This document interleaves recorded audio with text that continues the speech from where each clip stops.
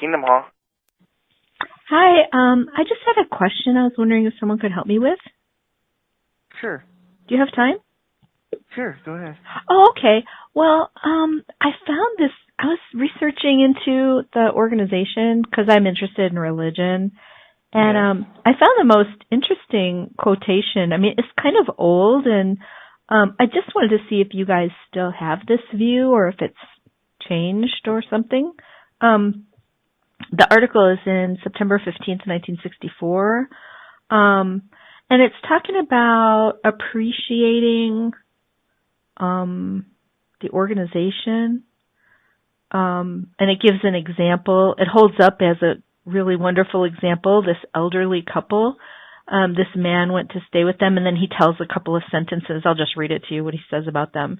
It says that he was staying with them in Virginia, and the brother went down to get the mail before breakfast, and when we had breakfast, he said, "Brother Riemer, I got a new watchtower this morning, and do you know the first thing that Mom and I do when we get that tower? We kneel down before we take the wrapper off and ask Jehovah to make us worthy to see what the message is that Jehovah has for us. Now, before we take the wrapper off, will you kneel down and pray with us?" So I was just wondering what you thought about that. Hang on, can I ask your name? Christine. Christine? Well, where are you going? Me? Yeah. Oh, I'm not. I'm going to switch with someone. Oh, okay. Okay, fine. Because he'd probably, going back that far, I'm not that old. Oh, well, no, that doesn't matter. That doesn't matter. This is a teaching. They said, okay. You know, they're the only channel, and this is what they were teaching. I was just wondering what you thought about it. Okay. Hang on just one second. Let him get his view real quick. He's more...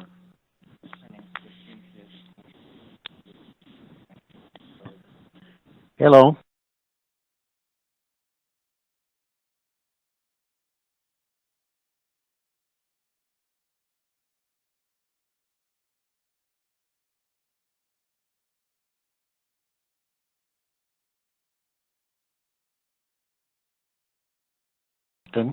Hi. Yeah, I was just asking him about, I was researching into the some of the literature, and I'm interested in religion, and I just wanted to ask him about this one quote that I found. I read it to him. Do you want me to read it to you?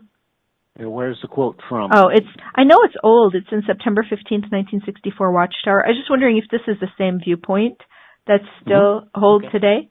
But it's talking about appreciating the organization, the truth. And it says, it tells this account, and it's like kind of holding it up as an example of a guy that went to stay with an older couple in Virginia. And this is just a couple sentences that he said about what happened.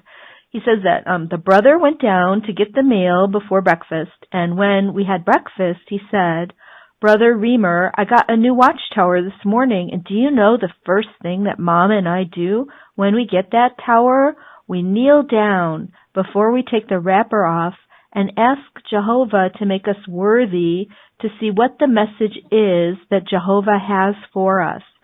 Now, before we take the wrapper off, will you kneel down and pray with us?" And so the article says that's a wonderful way to appreciate Jehovah's organization.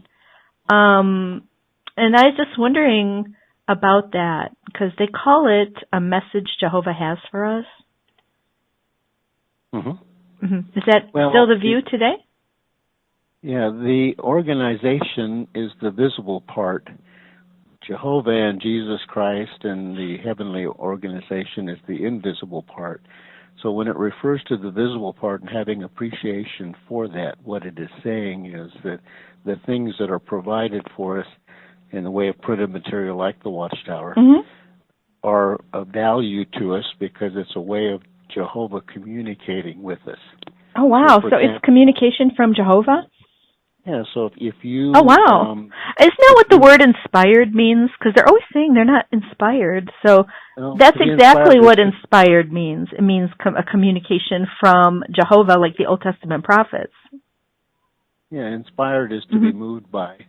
So the scriptures, for example, are described as being inspired of God, meaning he had his hand or his direction. So they're making the same claim here. They're calling it a message that Jehovah has for us. It's just a different way of saying inspired. Yeah, it's not the same as the scriptures because that's inspired by God himself. And that's who Jehovah is. Isn't that who you believe Jehovah is? To say correct, a message is the message Jehovah has for us. Now, how can you say that's not the same thing?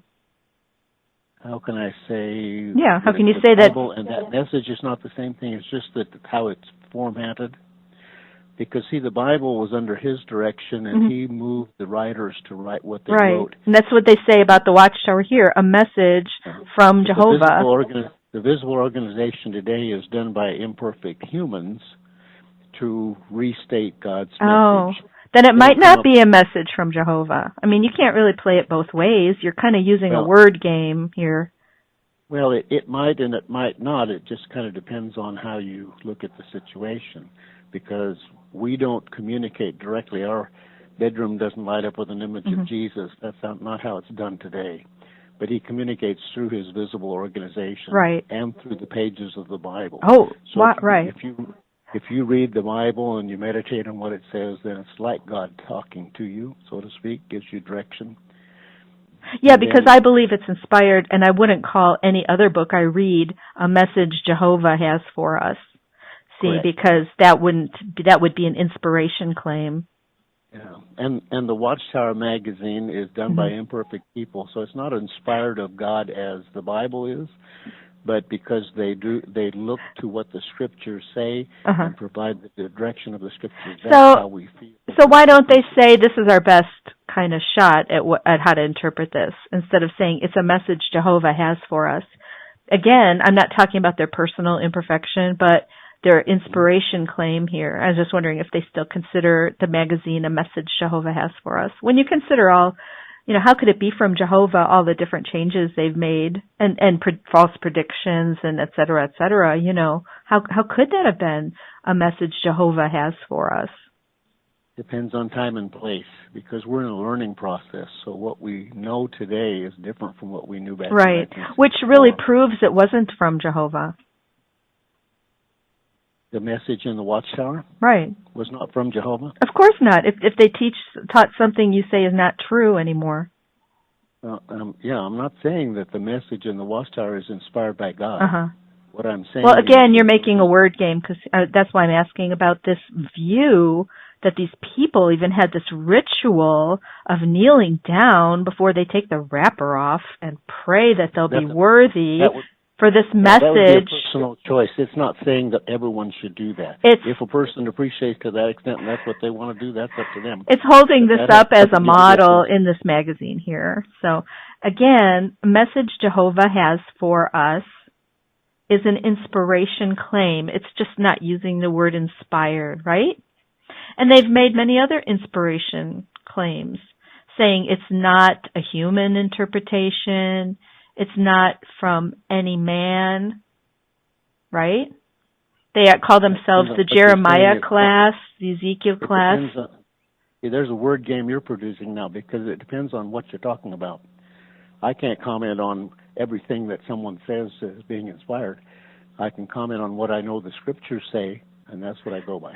Well, you can't because they say you can't understand the Bible without them. They do not say that.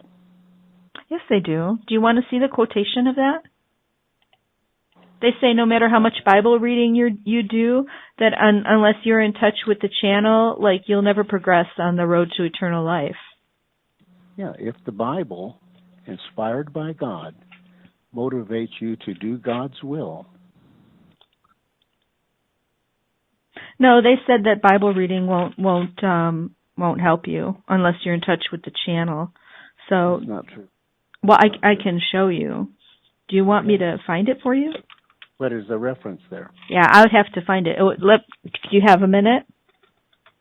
Well, Russell said that too, also about his books. He said you'd have more light if you just read his books rather than the Bible.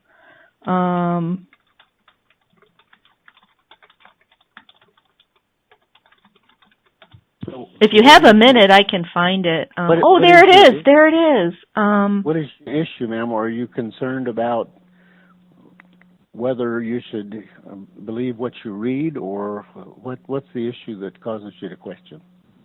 I was just wondering, because I'm interested in religion, and I was just wondering if you still had a view like that. Let's see. Okay, here's one. There's a few of them, actually. We need help to understand the Bible. We cannot find the scriptural guidance we need outside the Faithful and Discreet Slave organization. Russell said the same about his books in 1910. Let's see. All who want to understand the Bible should appreciate that the greatly diversified wisdom of God can become known only through Jehovah's channel of communication, the Faithful and Discreet Slave. That is still a true statement.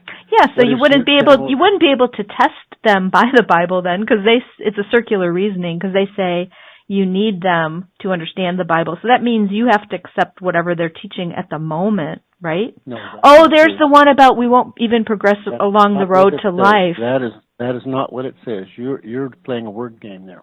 Oh, no, that's a logical conclusion of that. Now, the one that says... You can draw that conclusion, but that's your conclusion. That's not inspired either. Now, the one that says you won't progress along the road to life, no matter how much Bible reading you do, that one is in December 1st, 1981, page 27, Watchtower. Now, look at the context of what it's talking about when it makes that statement. Yeah. Is it talking about individuals who struggle to understand truth? Because otherwise you're putting a word game to it. Yeah, exactly. It says Russell said that too. He said it'd be better to read his books because you'll be in the light, and if you just read the Bible without the channel, you'll go into darkness. You'll go into Christendom teachings. I mean, isn't that weird? That's a weird thought, huh? Yeah, I never met the man, but I do my Bible study, and it is helpful to have help to do that, but it still goes back to making your own personal commitment as an individual, and no one but the Heavenly Father can help you with that. Oh, they say you must be in touch with the channel of communication with them. You won't even progress along the road to life, no matter how much Bible reading you do. So apparently you don't agree with them about that. That's a word game. That's a word game. No, it's in the Watchtower, December 1st, 1981. You're reading it out of context. You're putting it out of context. I read it. I read the whole article before, and it's exactly what it means. Of course they teach that. The whole article does not say that you can't have everlasting life if you don't read Russell's books. It does not say that. No, this one is about... Now, this one is in 1981. This one is in 1981. So this one isn't the one about Russell's books, but what else can I help you with? Well, I could help you if you go to the YouTube channel called Jehovah's Witnesses Testimonies, and thanks for talking to me about this. Thank you. Did you catch that? Jehovah's Witnesses Testimonies. It's a great YouTube channel. I understand that, and I'm not interested. I know. They control you that way, but God bless. Oh, well. You're entitled to your opinion. Okay, you too. Thank you. See ya. Bye-bye.